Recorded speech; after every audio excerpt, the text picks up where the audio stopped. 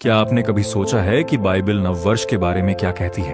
हम बस इतना जानते हैं कि नववर्ष का समय आते ही पूरी दुनिया में उत्सव का माहौल छा जाता है। लोग एक दूसरे को बधाई देते हैं और नए संकल्प लेते हैं।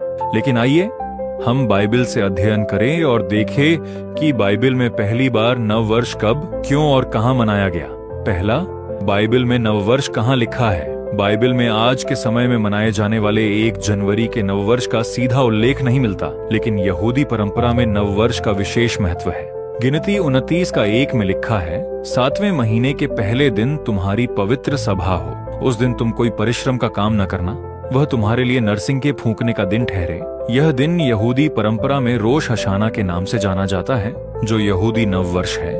यह त्योहार आमतौर पर सितंबर या अक्टूबर के महीने में आता है। लेव्य व्यवस्था 23 का 23 से 25 में भी परमेश्वर ने कहा, 7वें महीने के पहले दिन तुम्हारे लिए परम विश्राम हो, अर्थात नरसिंगे फूंकने के स्मरण का एक पवित्र सभा का दिन हो। निर्गमन 12 का 1 और 2 में परमेश्वर ने कहा, यह महीना तुम्हारे लिए महीनों का आरंभ अर्थात वर्ष का पहला महीना ठहरे। यह महीना अबीब या निसान कहलाता है, जो मार्च अप्रैल के आसपास आता है। दूसरा, शोफर फूंकने का महत्व क्या है? रोश हशाना के दिन शोफर अर्थात मेढ़े के सींग से बना नरसिंगा फूंका जाता है। इसके कई गहरे आध्यात्मिक अर्थ हैं। शोफर की आवाज लोगों को आध्यात्मिक नींद से जगाने का प्रतीक है। यह इजरायलियों को परमेश्वर की विधियों और उनकी वाचा को याद दिलाता है। रोश हशाना केवल उत्सव का दिन नहीं है, बल्कि यह गंभीर आत्मनिरीक्षण का समय है। इस दिन से लेकर योम किप्पुर अर्थात प्रायश्चित का दिन तक के 10 दिन अपने पापों पर विचार करने, क्षमा मांगने और जीवन सुधारने के संकल्प लेने का समय है। तीसरा, मसीहियों के लिए सच्चा नव वर्ष। कुरिन्थियों 5 का 17 में प्रेरित पौलुस लिखते हैं, सो यदि कोई मसीह में है तो वह नई सृष्टि है, पुरानी बातें बीत गईं, देखो सब नई हो गईं। यह वचन हमें सिखाता है कि एक मसीही विश्वासी के लिए सच्चा नववर्ष वह दिन है जब वह यीशु मसीह को अपना उद्धारकर्ता स्वीकार करता है। उस दिन से पुरानी पहचान समाप्त होती है, नई पहचान मिलती है, नया जीवन शुरू होता है और नया उद्देश्य अर्थात बुलाहट मिलता है। रोमियो 6 का 4 में लिखा है, सो बपतिस्मा द्वारा हम उसके साथ मृत्यु में गाड़े गए, ताकि जैसे मसीह पिता की महिमा के द्वारा मरे हुओं में से जिलाया गया, वैसे ही हम भी नए जीवन की सी चाल चले। चौथा, नव वर्ष का वास्तविक अर्थ क्या है? क्या केवल मनोरंजन ही नव वर्ष है? नहीं, दुनिया में नव वर्ष को मनाने का तरीका केवल मनोरंजन और आनंद तक सीमित नहीं है, लेकिन बाइबल हमें सिखाती है कि यह आत्मिक नवीनीकरण का अवसर होना चाहिए। इफिसियों 5 का 15 और 16 में लिखा है, सो चौकस रहो कि कैसी चाल चलते हो, बुद्धिमानों की सी चालो, निर्बुद्धियों की सी नहीं। अवसर को बहुमूल्य समझो, क्योंकि दिन बुरे हैं। नव वर्ष हमें याद दिलाता है कि समय सीमित है, समय बहुमूल्य है और समय परमेश्वर का दिया हुआ है। इसलिए जो आगे समय मील रहा है, उस समय का कदर करते हुए आगे परमेश्वर के लिए जिए। एक थिस्सलुनीकियों 5 का 18 कहता है, हर बात में धन्यवाद करो। नव वर्ष धन्यवाद का समय है, बीते साल के लिए परमेश्वर का धन्यवाद करने का, उसकी सुरक्षा और मार्गदर्शन को याद करने का। पांचवा, बाइबल नव वर्ष पर क्या कहती है? भजन संहिता 90 का 12 में मूसा की प्रार्थना है, अपने दिन को गिनने की समझ दे कि हम बुद्धिमान हो जाएं। यह हमें सिखाता है कि प्रत्येक दिन बहुमूल्य है और हमें बुद्धिमानी से जीना चाहिए।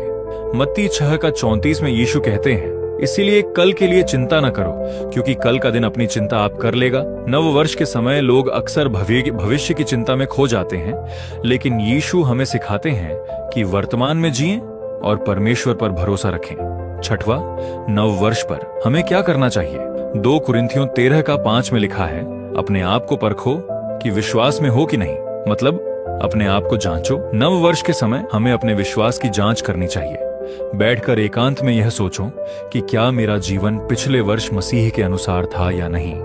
नव वर्ष एक उत्तम समय है अपने पापों को स्वीकार करने का, परमेश्वर से क्षमा मांगने का और पाप से मुंह फेरने का। अब आप सिर्फ पौलुस के समान आगे जो आने वाला वर्ष है, उसमें परमेश्वर के लिए क्या कर सकते हो, उसको सोचते हुए भरना चाहिए। सातवां, नव वर्ष में छिपे आत्मिक रहस्य का अर्थ क्या है? पूरे बाइबल में हम देखते हैं कि परमेश्वर हमें नई वाचा देता है, नया हृदय देता है, नया जन्म देता है, नई सृष्टि रचता है और नया स्वर्ग और नई पृथ्वी रचता है। ये सब हमें सिखाता है कि परमेश्वर पुरानी चीजों को छोड़कर सिर्फ नए चीजों की शुरुआत करता है। भजन संहिता 118 का 24 में लिखा है, यह वह दिन है जिसे यहोवा ने बनाया, हम इसमें मग्न और आनंदित होंगे। प्रत्येक दिन, प्रत्येक वर्ष परमेश्वर की ओर से एक उपहार है। नव वर्ष हमें याद दिलाता है कि समय पवित्र है और इसका उपयोग परमेश्वर की महिमा के लिए किया जाना चाहिए। कैलेंडर का तारीख तो हमेशा पीछे छूटते जाता है, पर आपका जीवन हमेशा आगे जाएगा। आने वाला वर्ष आपके लिए एक मसीह में नए पहचान बनाने का वर्ष है। इसलिए इस वर्ष को खोइए मत। मैं आपके जीवन में घोषणा करता हूं, गिनती 6 का 24 से 26 की आशीष के साथ आप नए साल में प्रवेश करें। यहोवा तुझे आशीष दे और तेरी रक्षा करे। यहोवा तुझ पर अपने मुख का प्रकाश चमकाए और तुझ पर अनुग्रह करे। मेरी ओर से आप सभी को नव वर्ष की हार्दिक शुभकामनाएं। परमेश्वर का अनुग्रह और प्रेम सदा आपके साथ बना रहे। आमीन। यदि वीडियो अच्छा लगा हो तो इस वीडियो को लाइक करें, शेयर करें और चैनल को सब्सक्राइब करें। और यदि आपका कोई सवाल हो तो कमेंट बॉक्स में जरूर मुझसे पूछें।